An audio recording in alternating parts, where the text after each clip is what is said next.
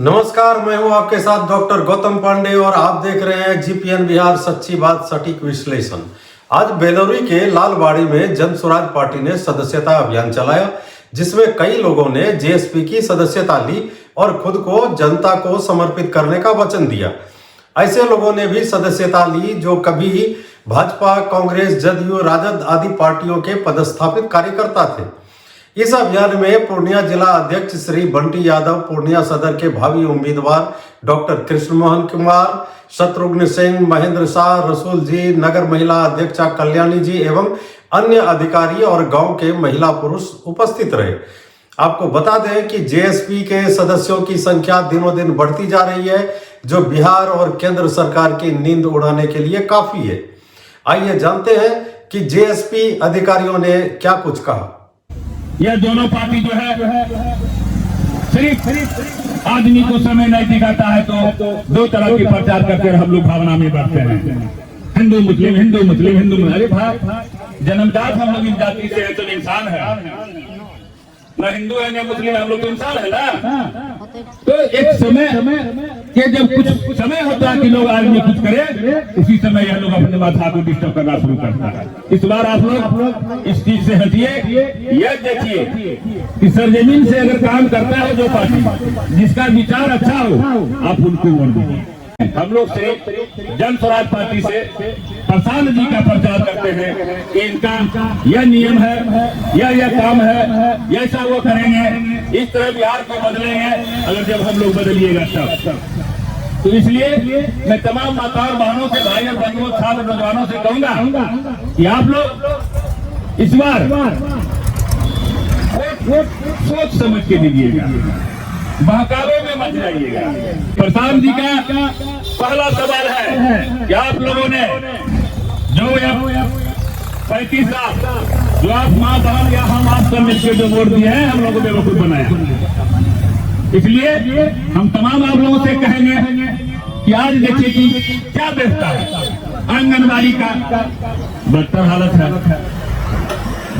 जो भी हमारे क्षेत्र में स्कूली स्थिति खराब उसका है, किसी तरह कोई पढ़ाई ठीक से नहीं है। जो भी किताब हम लोग बाल बच्चे के खरीद देते थे, उसको भी रोक दिया गया कि सरकार देगी, और समय पर उपलब्ध नहीं करता, बच्चा पढ़ नहीं पाता। तो इस तरह से बेवकूफ बनाया है।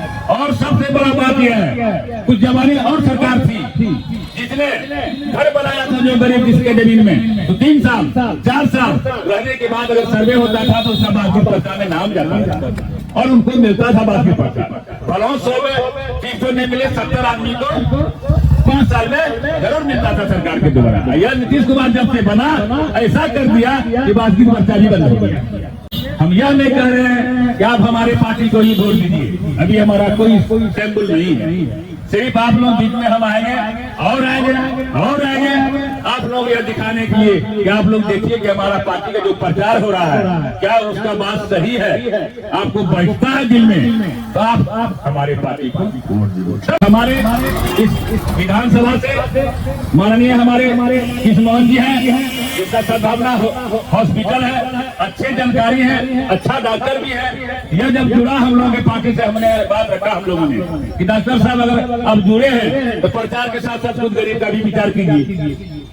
अब जहाँ बैठक रखिएगा तो जरूर गरीब परिवार को आप जांच करके दवाई दिलाइए। इसने वादा किया, गठ भी लिया, जैसा जहाँ भी प्रोग्राम हो नेता जी रखिए और उस तरह से माँ बाप को खबर कीजिए। तो हम डॉक्टर भी 2-4 तो लाएंगे, महिला अपने सब रहेंगे, देखे जो छोटी मोटी दवाई होता है वह हमने उपलब्ध करा देंगे। उससे जो बड़ा बीमारी होगा उसके लिए कार्ड छपवाए हैं, वो आपको मिलेगा भी, और उस कार्ड से जाइएगा तो उस पर लिखा हुआ कि आपको 40% छोड़ देगी। सबसे पहले तो आप सभी को मैं धन्यवाद देना चाहूँगा, इतनी गर्मी में आप लोग बैठे हैं और इस जज्बे को मैं सलाम करता हूँ। बिहार बदलने के लिए आप लोग लगता है पूरी तरह से तैयार हैं। और शत्रुघ्न जी को मैं विशेष रूप से धन्यवाद कहूँगा, इतने अच्छे जो आयोजन करने के लिए। अभी हम लोग यहाँ कोई भाषण देने नहीं आए हैं कि आप लोगों को मैं कुछ बोलूँगा, बहुत बड़ी बड़ी बातें करूँगा। हम लोग बातचीत करने आए हैं कि बिहार आखिर इतने साल हो गए आज़ादी के, 70 साल, बाकी सब राज्यों से बिहार पिछड़ा क्यों है? इस बात पे आप लोग सोचिएगा। अभी मैं देख रहा हूँ कि यहाँ पे ज्यादातर महिलाएं हैं इसका क्या कारण है? आप में से एक बार हाथ उठाइए, किसके घर का एक आदमी बिहार से बाहर काम करने गया है कमाने? एक बार हाथ उठाइए तो। अब देखिए आप ही लोग कि हर घर से एक आदमी बिहार से बाहर है, चाहे वो रोजगार के लिए गया हो या मजदूरी के लिए गया हो। और यहाँ पे महिलाएं बच्चे अकेले रहते हैं। गांव में हम जब भी जाते हैं तो ज्यादातर महिलाएं बच्चे या बुजुर्ग दिखते हैं। जो भी 20 साल से 60 साल की उम्र के लोग हैं, ज्यादातर वो लोग बिहार से बाहर हैं। तो कोई मजदूरी कर रहा है, कोई छोटा मोटा रोजगार कर रहा है। तो मेरा कहना है कि ये कैसे दूर होगा? आखिर कब तक बिहार के लोग बाहर जाके मजदूरी करते रहेंगे? इस बात पे आप लोगों को सोचना पड़ेगा कि बिहार में ऐसी क्या कमी है जो बाहर में है और बिहार में नहीं है। यहाँ के लोग दिल्ली, मुंबई, तमिलनाडु, गुजरात हर जगह जाके काम करते हैं। क्या गुजरात का कोई आके आपके यहाँ काम करता है? मुंबई का आके आपके यहाँ कोई काम करता है?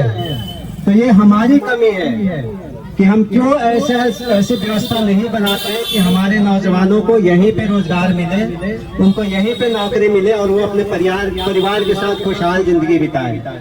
बहुत मुश्किल होता है अपने परिवार को छोड़ के बाहर रहना। 6-6 महीना, साल भर से लोग आते हैं।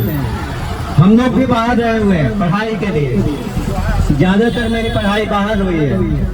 तो वो चीज मुझे महसूस होता है कि अगर हमारे बिहार में अच्छा मेडिकल कॉलेज होता तो हो सकता था कि मुझे अपने परिवार को छोड़ के बाहर पढ़ाई के लिए नहीं जाना पड़ता। यही विचार को लेके मैं जन स्वराज से जुड़ा हुआ हूँ। जो सबसे बड़ा मुद्दा है बिहार का वो है पलायन। यहाँ पे रोजगार है नहीं, फैक्ट्री है नहीं, नौकरी है नहीं, तो जितने युवा है वो ज्यादातर बाहर जाते हैं, वहाँ कमाई करते हैं और आधा से ज्यादा वही खर्च करके आ जाते हैं, चाहे वो कपड़े लत्ता में हो या जिस चीज में हो। तो बिहार का मजदूरी भी बाहर, पैसा भी वही रह गया, तो बिहार का विकास कैसे होगा? वो तो लोग जो भी पढ़े लिखे लोग हैं जो बाहर पढ़ने के लिए जाते हैं, चाहे डॉक्टर हो, बच्चे इंजीनियर हो, IIT के हो, ज्यादातर लोग बाहर ही रह जाते हैं। वो लोग बिहार लौट के नहीं आते हैं। क्यों नहीं आते, इस पे भी कोई नहीं बात करता। बिहार में वोट लोग केवल आजकल हिंदू मुस्लिम जात पात इसी के नाम पे देते हैं। तो जो भी नेता है ऐसी व्यवस्था नहीं कर पाते कि यहाँ पे लोगों को रोजगार मिले। जन स्वराज पार्टी का कहना है कि अगर हमारी सरकार बनती है तो सबसे पहला हम इसी पे फोकस करेंगे कि जो भी हमारे यहाँ के नौजवान हैं उनको अपने ही बिहार में, अपने ही जिले में कम से कम 10-15 हजार की नौकरी, रोजी रोजगार की व्यवस्था हो। ये पहला चीज है जो सरकार करेगी। दूसरी बात है शिक्षा का। आप में से ज्यादातर लोग बच्चों को पढ़ाने में मुश्किल आती होगी। अच्छे स्कूल नहीं है, जो है उसमें ज्यादातर खिचड़ी बटती है, पढ़ाई के नाम पे ज्यादा कुछ होता नहीं है। यही स्थिति कमोबेश जो है वो कम की है। वहाँ पे डिग्री मिलती है लेकिन पढ़ाई नहीं होता, जिससे यहाँ के बच्चों का विकास नहीं होता है। वो मजदूर का मजदूरी जाता है ज्यादातर लोग। जन स्वराज पार्टी का ये कहना है कि अगर हमारी सरकार बनती है तो 14 साल से कम उम्र के जो भी बच्चे हैं उनको विश्व स्तरीय शिक्षा की व्यवस्था सरकारी स्कूलों में की जाएगी। लेकिन जब तक ये व्यवस्था नहीं बनती है सरकारी स्कूलों में, तब तक आप स्वतंत्र हैं। आप अपने बच्चे को किसी भी प्राइवेट स्कूल में पढ़ाइए, अच्छे से अच्छे प्राइवेट स्कूल में पढ़ाइए, उसका पैसा जो है वो सरकार देगी, जब तक सरकारी स्कूलों में व्यवस्था नहीं बन जाती। और ये चीज संभव है, ऐसा नहीं कि कोई हवा में बोला जा रहा है। थोड़ा सा प्राइवेट स्कूलों से बात करके उनकी फी कम करा के ये चीज संभव है। जो अगली चीज है हमारी सरकार का, वो कहना है कि अभी आजकल समूह लोन चल रहा है। आप में से कितने लोग समूह में लोन लिए हुए हैं? लगभग कोई ऐसा घर नहीं जो ले लिया। तो कितना ब्याज लेते हैं आप लोग? कुछ है आप लोगों को पता है? 2%, यानी कि साल में 24%। साल का 24% आपसे ब्याज लिया जाता है। बोलते 12% है, लेकिन घुमा फिरा के वो लोग 24% ले लेते हैं। मतलब कि अगर आप 1 लाख रुपया उधार लिए, लोन लिए, तो आपको साल का 24,000 रुपया ब्याज के तौर पे देना पड़ेगा। वही अगर जन स्वराज का कहना है कि कोई अगर गाड़ी खरीदने जाता है उसको लोन कितना पे मिलता है? 8%, 9%, और जो गरीब मजदूर है इनसे 24% दिया जाता है। ये कितनी खराब बात है सरकार की, इसमें सोचना पड़ेगा। प्रशांत किशोर जी का कहना है यदि जन स्वराज पार्टी की अगर सरकार बनती है तो जो ब्याज 24% है उसको घटा के केवल 4% पे किया जाएगा। अगर कोई 1 लाख रुपया उधार लेता है, लोन लेता है, तो उसको साल में केवल 4,000 रुपया ब्याज देना पड़ेगा, जो कि अभी आपको 24,000 रुपया देना पड़ता है। अगला जो है वो है किसानों के लिए। हमारी पार्टी का कहना है अभी एक स्कीम चल रही है मनरेगा, जिसमें कि मजदूरों को गौ सरकार की तरफ से पैसा मिलता है और वो कुछ गांव में काम करते हैं, लेकिन ज्यादातर चीजें वो फर्जी होती है। काम कुछ होता नहीं है, कागज पे दस्तखत करा के और पैसा उठा लिया जाता है। इससे किसी को फायदा नहीं होता है और उल्टे जो भी टैक्स पेयर है, जो टैक्स का पैसा जो इस्तेमाल होना चाहिए वो नहीं होता है। जन स्वराज पार्टी का कहना है कि जो मनरेगा के मजदूर हैं इनको किसानी से जोड़ा जाएगा, इनको मुफ्त में किसानों को दिया जाएगा, वैसे किसानों को जो नगदी फसल की खेती करेंगे।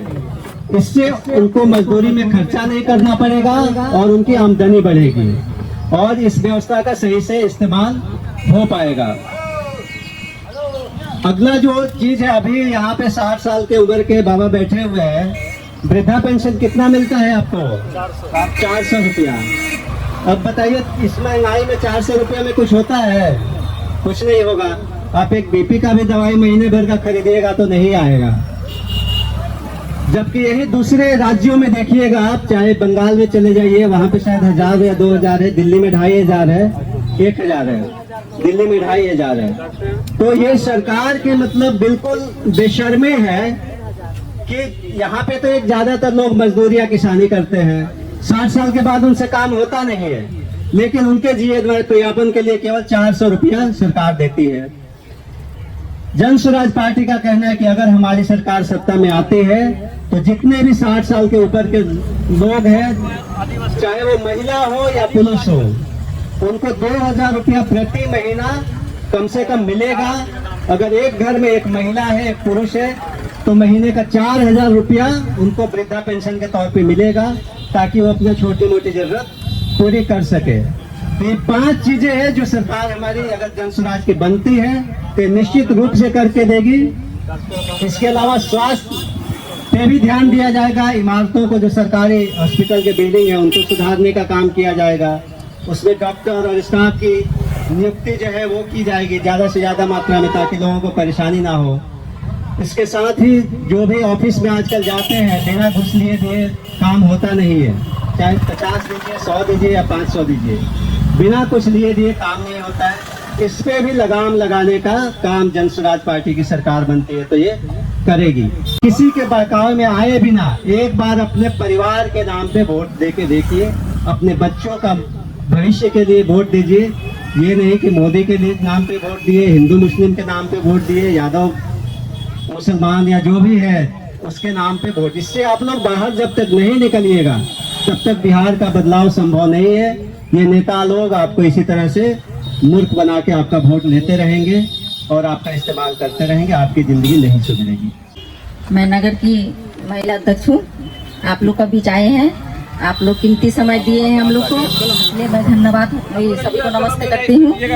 आप लोग जन स्वराज को वोट देकर विजय कीजिए और आप लोग का बीच हम बार बार आते रहेंगे, मिलते रहेंगे। आप लोग का भी जो असुविधा होगा सबको देखते हुए चलेंगे हम लोग। देखिए, चुनाव का वक्त आ गया है और ये पहली दफा नहीं आया है, लेकिन हम बात करने आए हैं, कोई भाषणबाजी करने नहीं आए। आपसे पूछने, आपके दर्द को समझने, और उसके बाद अगर आपको लगता है कि जन स्वराज आपकी बातों को लेकर के 2025 में चुनाव में उतरे, तो ये आपकी अगर आज्ञा होगी तभी जन स्वराज चुनाव में जाएगा। क्योंकि जैसा कि आप देख रहे हैं, इसका नाम है जन स्वराज, यानी जनता का सुंदर राज। 47 से लेकर के 2025 में हम बैठे हैं। इतने सालों के बाद भी हम लोगों को समझाने की जरूरत क्यों पड़ रही है? ऐसा लगता है कि हर एक चुनाव में आके हम अपनी बात को रखें, तभी आप चुनाव में जाकर के वोट करेंगे, इसलिए कि बार बार हम ठगे जाते हैं। कोई आता है वो कहता है कि हम चांद तारा तोड़ के ला देंगे, कोई आता है कहता है आप मेरे साथ चलिए तो हम मंदिर मस्जिद बना देंगे, कोई कहता है आप मेरे साथ आइए तो आपका दिन सुधर जाएगा, अच्छे दिन आ जाएंगे।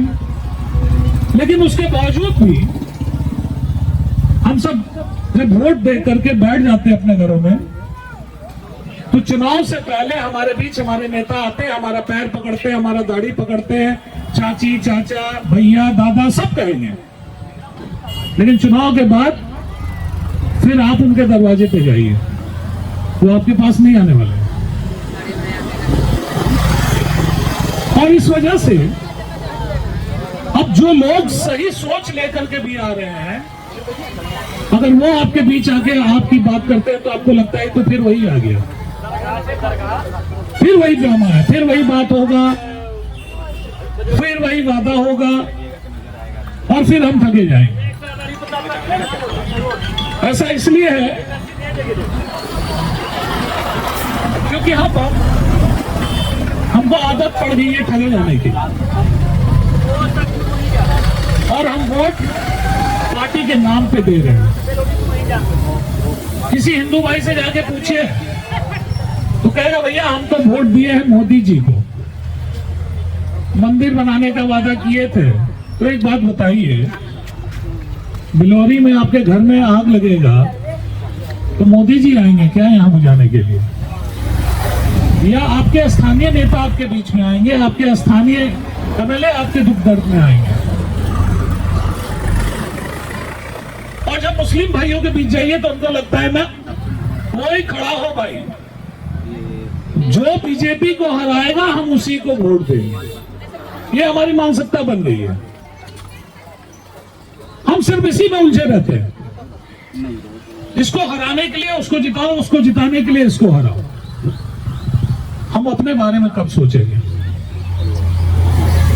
कब लगेगा कि आज अगर हम अपने बच्चे का, हम दावे के साथ कह सकते हैं कि हमारे सामने बैठे हुए लगभग 40-50 परिवार के सदस्य हैं यहाँ, निश्चित तौर पे हाथ उठा के ईमानदारी से बताइएगा, इन 50 परिवार में कोई ऐसा परिवार है जिसके बच्चों को यहाँ पे रोजगार मिल रहा है? हाथ उठा के बताइए। कोई ऐसा परिवार है जिसको यहाँ पे मिल रहा है रोजगार? किसी को नहीं मिल रहा है। आप बताइए। 55 साल होगा उम्र, 60 साल। आपके बच्चे क्या कर रहे हैं? वही भटक रहा है, राजमिस्त्री का काम करता है, कहीं लेबड़े नहीं मिलता है तो वो भी बैठ जाता है, कहीं लेबड़े नहीं है। बाहर कितने लोग इस परिवार में, यहाँ जो सामने बैठे इनमें से बाहर किनके बच्चे बाहर जाकर के काम करते हैं? हाथ उठाइए। लगभग हाथ उठाइए, फिर लगभग सभी। हाथ उठा के बताइए, हाथ उठा के बताइए। अगर आप हाथ नहीं उठा सकते हैं तो आप कहां से बता पाइएगा? कोई नहीं, एक आदमी हाथ उठा रहा, आप कह रहे लगभग है। लगभग सारा घर का आदमी जाता है। तो सब कोई मान रहे हैं कि आपके घर से बाहर पढ़ रहे हैं, नौकरी कर रहे हैं, मजदूरी कर रहे हैं। बाहर मजदूरी क्यों कर रहे हैं? इसलिए काम नहीं मिलता कि अभी चाचा बताए कि यहाँ पे काम नहीं मिलता। अब आप समझिए आपको काम क्यों नहीं मिल रहा है, इस बात को समझिए। हमारा क्या कहना है, क्यों कहना है और कैसे करेंगे, इस बात को समझिए। अभी मोदी जी 3-4 दिन पहले बिहार आए थे, सब कोई जानते हैं, मोबाइल के माध्यम से सब कोई देखे होंगे। मोदी जी आए थे, मोदी जी ने क्या कहा? सहरसा से हम गुजरात के लिए ट्रेन चलाएंगे। समझिए बात को, सहरसा से गुजरात के लिए एसी ट्रेन चलाएंगे। लालच दिया क्या कि हम एसी ट्रेन चलाएंगे ताकि हमारे यहाँ के मजदूर गुजरात में जाके काम कर सके। ये उन्होंने अभी 4-5 दिन पहले कहा। मोदी जी, बड़ी अच्छी बात होती है अगर आप ये कहते कि गुजरात से सहरसा के लिए हम ट्रेन चलाएंगे ताकि गुजरात के मजदूर सहरसा में आकर के काम कर सके। आप ये कहते हैं कि हमारे मजदूर जाके गुजरात में काम कर सके। आपने ये नहीं कहा कि हम बिहार में फैक्ट्री लगाएंगे ताकि बिहार के मजदूर बिहार में काम कर सके। हम लोग जितना पैसा जमा करते हैं बैंकों में, उस बैंक में अगर 100 रुपया हम जमा करते हैं तो बैंक का नियम है कि 70 रुपया उसी राज्य में वापस करना है। यानी कि अगर बिहार में 100 रुपया जमा हुआ तो 70 रुपया लोन के रूप में उस राज्य को वापस करना है। लेकिन पैसा कितना वापस हो रहा है बिहार में? 54 रुपया। तो जो बीच का पैसा है वो पैसा, चूंकि आरबीआई का ये रूल है, तो बैंक क्या करती है, वो पैसा उठा के उन राज्यों को दे देती है जो विकसित राज्य है। अब पैसा हमारा, फैक्ट्री लगाते हैं बैंक से लोन लेकर के, वो पैसा हमारा, फैक्ट्री उनका और मजदूर हमारा। और ये पैसा कितना परसेंट आपको लोन देना है, ये आपके प्रदेश के मुख्यमंत्री की जिम्मेदारी होती है कि 6 महीने में वो इसकी बैठक करें हर एक बैंकों की और उसका आकलन करके बताएं कि आप कहां पे कम है, आपको यहां देना है। लेकिन तो ये समझिए, हमारे यहां पैसा है, हमारे यहां मजदूर है, लेकिन इसका इस्तेमाल बाहर के लोग कर रहे हैं। और पलायन सिर्फ पलायन नहीं है, मजदूरों का पलायन नहीं है। पलायन एक बूढ़ी मां से जवान बच्चे को अलग कर देता है। पलायन एक जवान दुल्हन को उसके पति से अलग कर देता है। पलायन एक बूढ़े बाप को एक दवाई के लिए आश्रित बना देता है कि पड़ोसी आएगा तो हमको दवाई ला के देगा। और पलायन का विभत्स रूप इससे भी ज्यादा खराब है, जो हम माइक पे आपको नहीं बता सकते हैं। ये पहला है शिक्षा। सबके बच्चे जाते हैं स्कूल, कोई नहीं ऐसा होगा जिसके बच्चे स्कूल नहीं जाते होंगे, लेकिन स्कूल जाकर के उनको खिचड़ी के अलावा कुछ नहीं मिल रहा। लेकिन इनमें से जितने लोग बैठे हैं, हम गारंटी के साथ ये कह देंगे कि कोई व्यक्ति जाके स्कूल में ये नहीं पूछता होगा कि मास्टर साहब सिलेबस पूरा किए कि नहीं किए। कोई जाके पूछते हैं आप में से? कोई एक व्यक्ति है जो जाके पूछता हो स्कूल में कि हमारे बच्चे का सिलेबस पूरा हुआ कि नहीं? तो आप खुद अपने प्रति जागरूक नहीं है।